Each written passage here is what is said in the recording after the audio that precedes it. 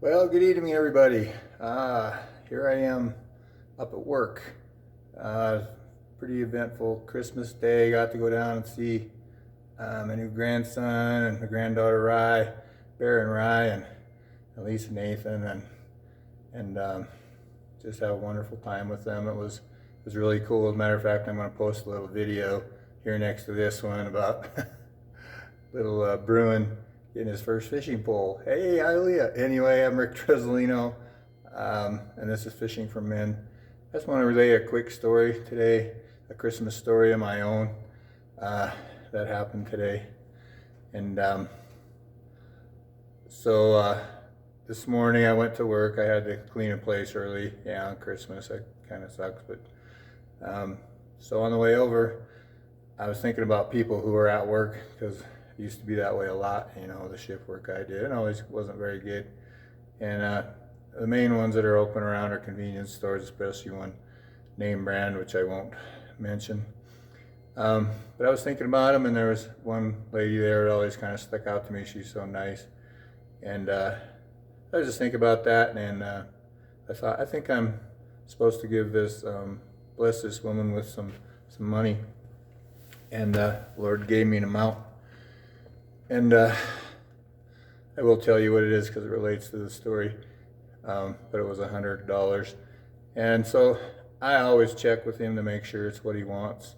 And so while I'm going over the next account, I'm praying. And when I'm coming back, I'm praying. And I'm like, okay, Lord, I would like her name. I don't know her name. And also, if she's not there, then that's a sign to me, too, that it's just not going to happen today. And it was just me thinking, because, you know, I think we all like to help people and give away stuff, but it's got to be in the right spirit and to the right person at the right time. And so I'm driving along, and I hear Angela, and I go, okay, I never heard that before. So I go to the store, and pretty much empty. There's one guy before me goes in. It's a big store, new one, and there was actually 3 people behind the counter, and not one of them was the lady I thought I was supposed to give the money to. So I was like, well, there's my answer. So I go to get in line. There's only one guy in front of me, and this lady says, come on down here and I'll help you. And it was quite a walk down. I was like, oh, okay, I will. She was just being nice to get me out of there. I'm going to have to switch hands here now and then, because getting kind of tired of holding up. I don't have anything to hold the phone with today. Anyway, so she comes down there, and I'm looking down, and I look up, and there it is. It's her name badge, and it's Angela. So without even thinking about it, I just kind of said it to myself, just Angela, like that. She looks at me, she goes, yep, I'm your angel today. It's like, oh my God, yes you are.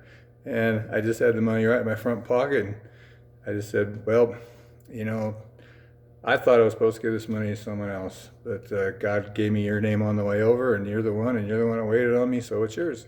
And it was kind of odd, because she didn't look super surprised, but she was very, very grateful, very happy. She said, thank you so much, you know, and Merry Christmas, and have a wonderful day. So that was great. I mean, to have a direct word like that really gets me going, because I'm getting better at hearing his voice and things that he might want me to do exactly, which helps. And so I'm driving home, and the day before, just down from that store, there was a gentleman walking down the road, and he wasn't hitchhiking or anything. It was in the morning. It was a cold rain, and it was nasty out, you know, and he's just walking along. And so I go, as I usually do, I think, well, right away I thought, yeah, I'm supposed to pick him up. But I always check it out, just like everything else. And so I go down the road quite a ways, like I always do, and then I come back, and I go by him to see if he's still there, and he was. Then I go down the road quite a ways the other way, so it's always the third time I go by him, and I just, Lord, if he's still there, I'm going to pick him up. And so I do. And immediately, he comes in, he goes, "Oh my gosh," he said, "you wouldn't believe the last 2 weeks." He says, "My whole life actually, but the last 2 weeks have been nothing but God moments." He said, "I just left this store here. I was talking to somebody about my story on the phone, and the people overheard me. But anyway, I'll skip that just for a second. And he just said, I just started praying for a ride," and he stopped. And that's just the end of it. And he was going, guess where? To Lakeside, where I live. And so he told me a lot about his story as an ex-addict and all the things that have been going on with him, cure to cancer, things like that. So anyway, he says, when I was in the store, they heard what I was talking about. They gave me some coffee or something, I think, and let me sit there and get warm. He would walk from somewhere else. And he said, a kind lady gave me $10. So I walked around and bought some stuff I needed and had something to eat. And so all of a sudden in my mind go ding, let's see, same store. There was a lady who gave him $10. And part of scripture is that when we do something like that, we can reap tenfold. So tenfold is $100. I don't know for a fact that that's the same woman, but I would almost bet my life on it.